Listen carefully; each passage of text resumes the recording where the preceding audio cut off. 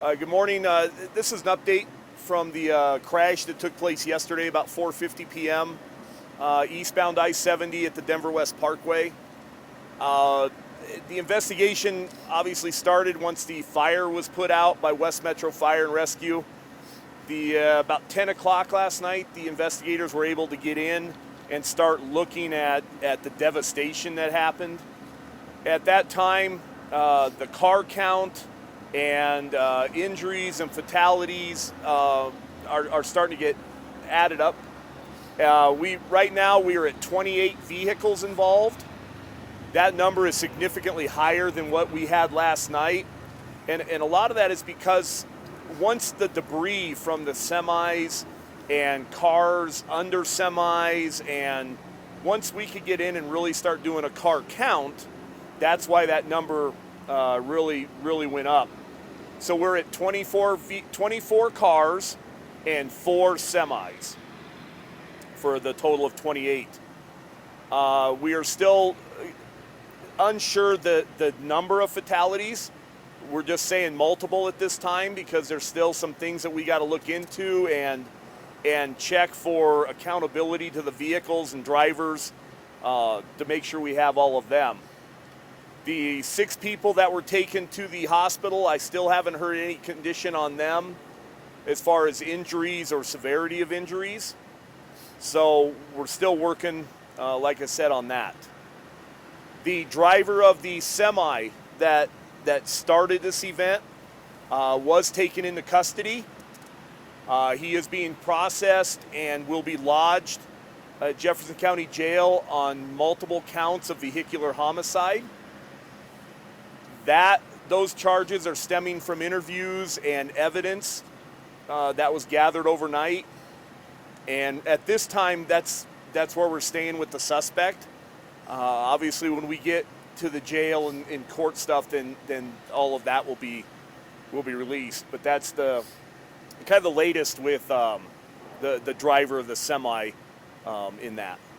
Is that driver injured? He was injured and but not seriously.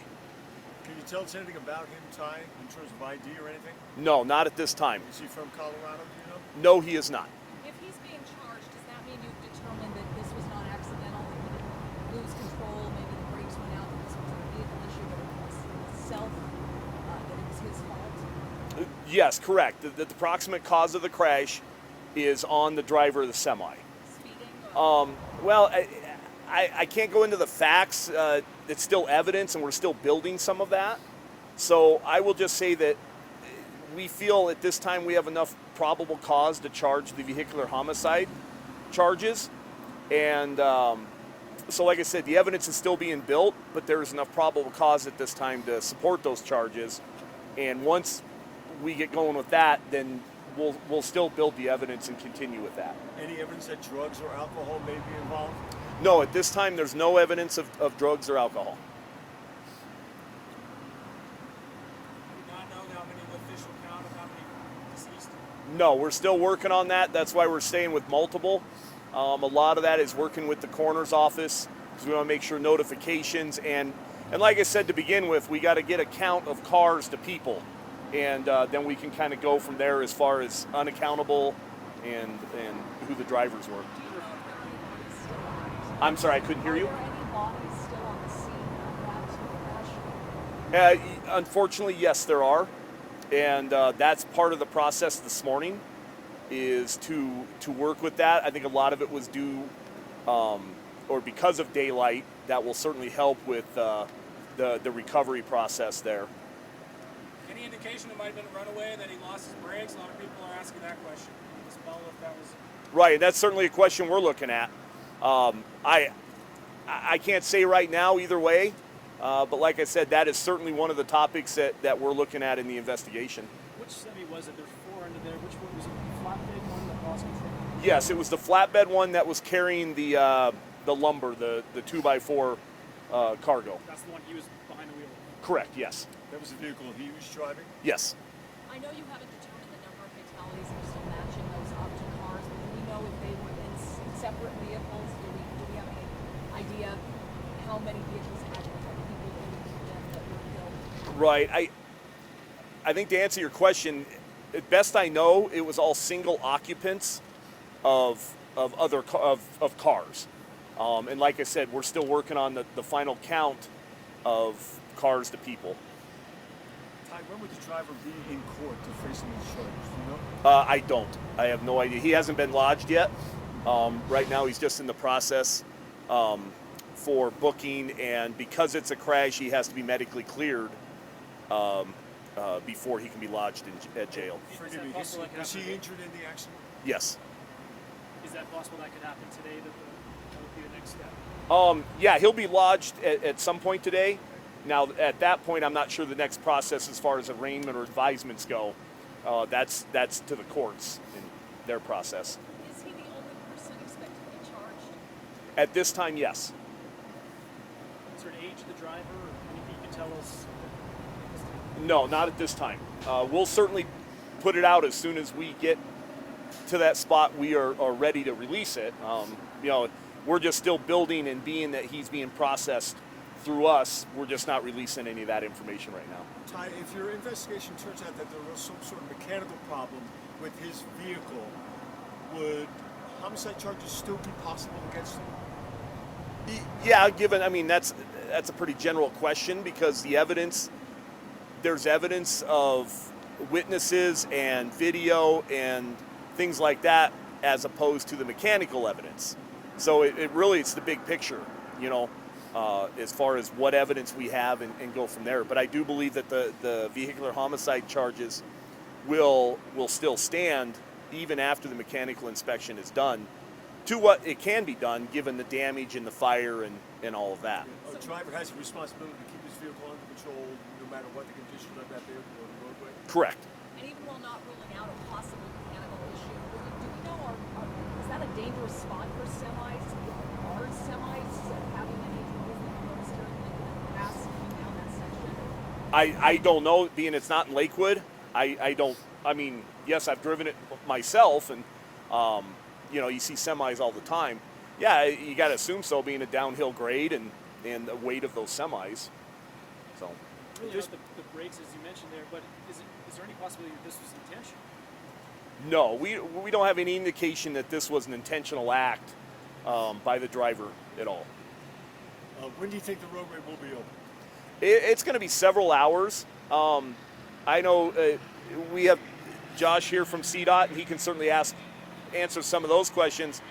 Our process is, when we get the road cleaned up from the police investigation side, then we will turn it over to CDOT let them do their maintenance part of it to make sure the roadway is safe.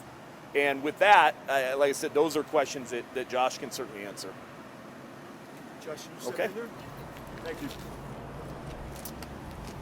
When So- will the roadway be open, Josh? What are you looking at Right, right the now? big question.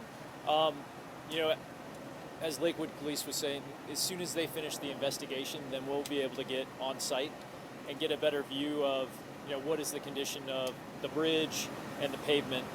We've had eyes on the structural elements of the bridge and the pavement, but we haven't been able to get close enough to really make a hard assessment of that. I would anticipate as soon as the scene is cleared, we'll do a full bridge inspection, make sure that that's safe to open. Preliminarily, it looks like it'll probably be okay, but we do have some major concerns with the pavement. There are some places where we would anticipate we're going to have to hog out all of the pavement and pave that back. So I would assume several hours of work, and I wouldn't anticipate the road's probably going to be open until sometime tomorrow. Any idea if the view pass was hit at all, or? No, it doesn't appear that the bridge was hit. So it could be fire damage, which We'd be looking for fire damage on the superstructure. What can fire do to a roadway like that? Sure. So depending on the heat, it can turn that pavement into rubble, essentially. All of the oil and the tar that's in there that holds it together just burned away. I wanted to ask a question about, we heard from West Metro Fire that there were people beating firefighters by getting out and taking pictures. CDOT obviously constantly warns people to be careful on the roads. Is there any indication that there are other careless drivers are contributing to problems? Any message you want to tell to drivers who've been out of their vehicles on roads to take pictures of scenes like this? Yeah, Obviously, I mean, that's why they want to- certainly don't get out and take pictures. Stay in your vehicle. Keep doing what you're doing. Pay attention to the roads. I think there's a bigger message here of, I think we lose sight that vehicles are deadly weapons, and I think all of us get a little careless at times, and we need to be more careful when we're driving. Was there a fuel spill, environmental impact? Yeah, there was diesel spill on site. We've had hazmat out responding to that. There is going to be some more cleanup, but again, we can't get to that till the investigation is complete. Hey Josh, does it appear at this time that some of that road surface, if it is damaged, will have to be resurfaced as well before vehicles are allowed back on it? Absolutely, I'm anticipating that we're going to have to mill out some asphalt and pave back asphalt. The last time I remember seeing a fire like this was I-25 almost 2 years ago now. Is this similar in terms of the impact maybe what happened there?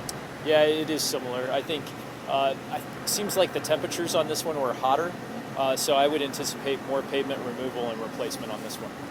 Being the engineer, do you know what fire burns at and at what temperature it can do damage? I've heard reports that the hot spots of the fire were up to 2,500 degrees Fahrenheit. There's definitely aluminum that has melted.